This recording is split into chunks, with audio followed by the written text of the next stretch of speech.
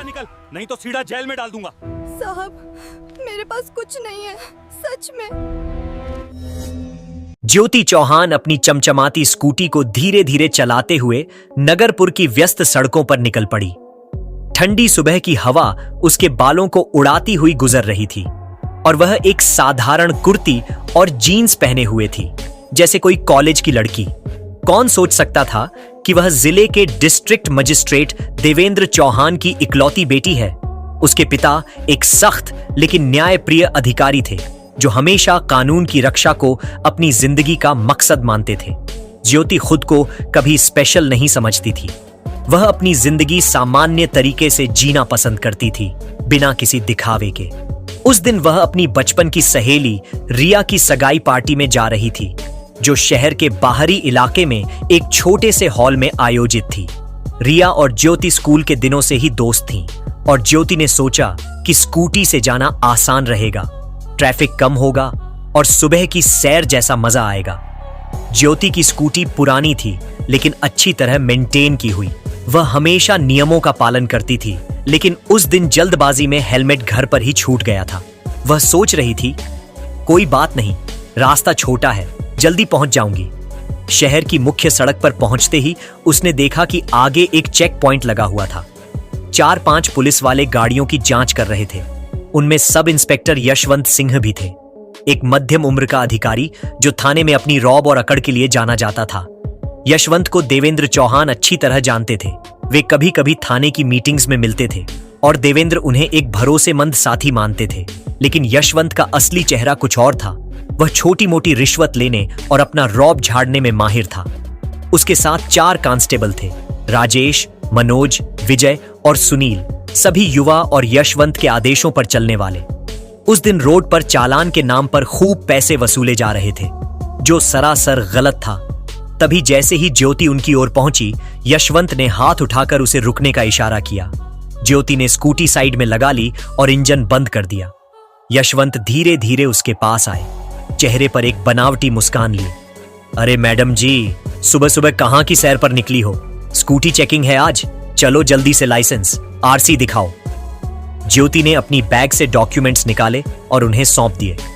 Sir, सब कुछ ठीक है, मैं पास ही एक पार्टी में जा रही हूं। यशवंत ने कागजात देखे, लेकिन उनकी आंखें स्कूटी पर घूम रही थीं। अचानक उन्होंने कहा, मैडम, हेलमेट कहां है? बिना हेलमेट के चला रही हो और स्पीड भी ज्यादा लग रही थी। चालान बनता है अब। 2000 रुपये निकालो और चुपचाप निकलो। ज्योति चौंक गई। उसने विनम्रता से कहा, सर माफ कीजिए, जल्दी में हेलमेट भूल गई, लेकिन स्पीड तो सिर्फ 40 की थी, ज्यादा नहीं थी। प्लीज इस बार जाने दीजिए, मैं अगली बार ध्यान रखूंगी। यशवंत की मुस्कान गायब हो गई। वह थोड़ा करीब आए और बोले, बहन जी, कानून सबके लिए बराबर है। तुम जैसे लोग सोचते हो कि छोटी गलती है, लेकिन यही से दुर्घटनाएं होती हैं। चालान भरना पड़ेगा। ज्योति ने फिर से निवेदन किया, सर मेरे पास अभी इतने पैसे नहीं हैं, मैं स्टूडेंट हूं, पॉकेट मनी से चलाती हूं। क्या कोई और तरीका है? मैं प्रॉमिस करती हूं, आगे से सावधान रहूंगी। यशवंत ने आसपास देखा, जहां कुछ राहगीर रुककर देख रहे थे। वह थोड़ा नरम पड़े, लेकिन अंदर से उनका अहंकार जाग रहा था। देखो, अगर तुम्हें छोड़ दूं तो बाकी लोग क्या सोचेंगे, लेकिन ठीक है, बातचीत से सुलझा लेते हैं। 1000 दे दो कैश में और जाओ निकलो, ज्यादा बहसबाजी ना करो, कोई रसीद नहीं, बस चुपचाप। ज्योति हैरान रह गई और मन में सोचने लगी, अरे यह तो रिश्वत मांग रहा है बिना गलती के। वह बोली, सर यह गलत है, चालान काटिए अगर जरूरी है, लेकिन रिश्वत नहीं दूंगी, प्लीज मुझे जाने दीजिए। यह सुनकर यशवंत भड़क उठे। उनका चेहरा लाल हो गया और बोले, अरे मूर्ख लड़की, अब तुम हमें सिखाओगी नैतिकता? ज्यादा स्मार्ट बन रही हो। अब चालान नहीं कटेगा, अब तुम सीधे थाने चलो। इतना कहकर उन्होंने गुस्से में ज्योति के कंधे पर हाथ रखा और झटका दिया। ज्योति ने विरोध किया, सर प्लीज हाथ मत लगाइए, मैंने कुछ गलत नहीं किया। लेकिन यशवंत नहीं माने।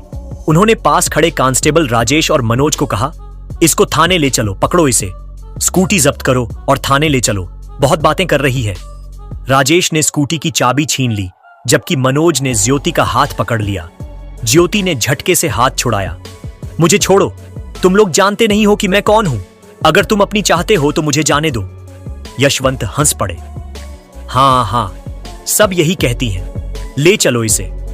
आसपास के लोग अब ज्यादा जुट गए थे। एक बुजुर्ग दुकानदार रामलाल अपनी दुकान से देख रहा था और एक युवा लड़का रोहन ने चुपके से अपना फोन निकालकर वीडियो रिकॉर्डिंग शुरू कर दी। ज्योति के मन में डर था, लेकिन वह मजबूत बनी रही।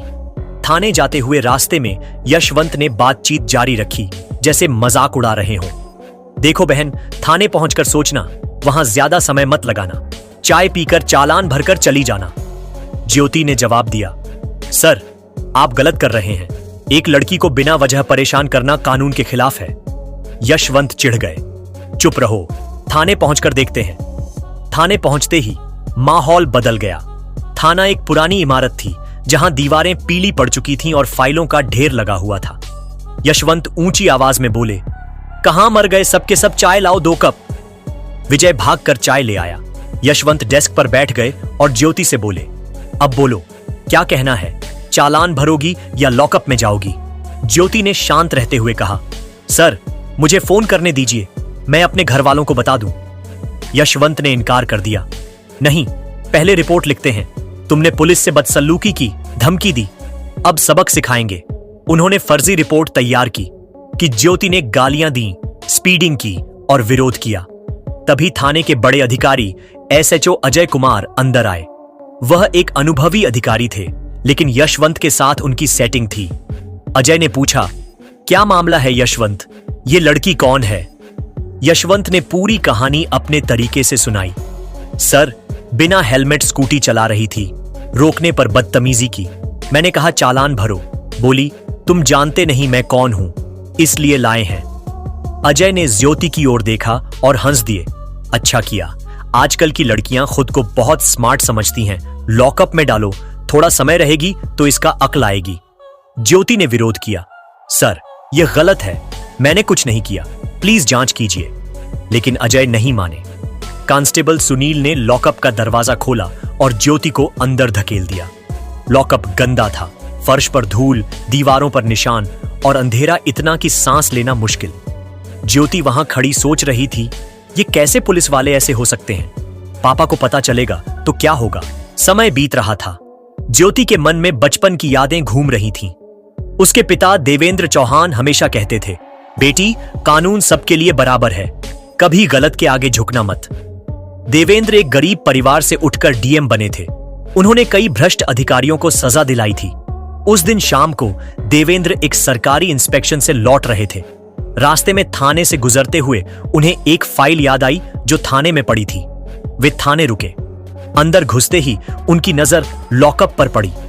वहां कुर्ती जीन्स पहने एक लड़की खड़ी थी, उनकी बेटी ज्योति। देवेंद्र का दिल धक्का से रह गया। वे तेज कदमों से लॉकअप की ओर बढ़े। ज्योति, तू यहां कैसे? किसने डाला तुझे? कांस्टेबल सुनील ने सुना और दौड़कर यशवंत को बताया। यशवंत का चेहरा सफेद पड़ गया। वह भागते हुए आए। सर, आपकी बेटी? मुझे नहीं पता था, वह बदतमीजी कर रही थी। देवेंद्र का गुस्सा फूट पड़ा। यह मेरी बेटी है, तुमने क्या किया उसके साथ? यशवंत ने सफाई दी, लेकिन देवेंद्र ने सुनील से ताला खुलवाया। ज्योति बाहर आई और रोते हुए पिता से लिपट गई। उसने पूरी घटना सुनाई, स्कूटी रोकना, चालान की धमकी, रिश्वत मांगना, हाथ पकड़ना, लॉकअप। देवेंद्र सब सुनकर उबल पड़े। उन्होंने ठान लिया कि इन अधिकारियों को सबक सिखाएंगे। अब तुम लोग नहीं बचोगे, पूरा थाना सस्पेंड होगा। उन्होंने तुरंत एसपी को फोन किया। थाने में सन्नाटा छा गया। एसपी जल्दी पहुंचे और जांच शुरू हुई। गवाह बुलाए गए। रामलाल जो दुकानदार था, सब ने बयान दिया। रोहन को अपने मोबाइल से इस घटना का वीडियो बनाया था, सब दिखाया। सीसीटीवी से साबित हुआ कि सब गैरकानूनी था। लंबी जांच पड़ताल के बाद सच सामने आ चुका था। ज्योति की मासूमियत और साहस ने यह साबित कर दिया कि सच कितना भी दबाने की कोशिश की जाए, वह सामने आकर ही रहता है। यशवंत और अजय जैसे भ्रष्ट अफसर सिर्फ यूनिफॉर्म पहनकर कानून के रखवाले नहीं बन सकते। कानून वही है जो न्याय की रक्षा करे, न कि किसी मासूम को डराए। देवेंद्र चौहान ने सबके सामने कहा, कानून का सम्मान करो, लेकिन गलत के आगे कभी मत झुको। अगर हम आवाज उठाएंगे तभी समाज बदल पाएगा। ज्योति की आंखों में चमक थी। वह जानती थी कि आज की घटना ने उसे और भी मजबूत बना दिया है। अब वह ठान चुकी थी कि आगे चलकर अपने पिता की तरह समाज में न्याय की लड़ाई लड़ेगी। थाने में मौजूद लोग यह देखकर सन्न रह गए कि कैसे एक लड़की ने सच्चाई और हिम्मत से भ्रष्टाचार को बेनकाब कर दिया। भ्रष्टाचार और गलत कामों के खिलाफ आवाज उठाना जरूरी है। डर कर चुप रह जाना समस्या को और बड़ा बना देता है।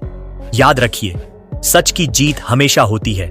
अगर आपको यह वीडियो पसंद आई हो और आप ऐसी ही कहानियां और प्रेरणादायक बातें सुनना चाहते हैं तो चैनल MR बायो हैक्स को सब्सक्राइब जरूर कीजिए।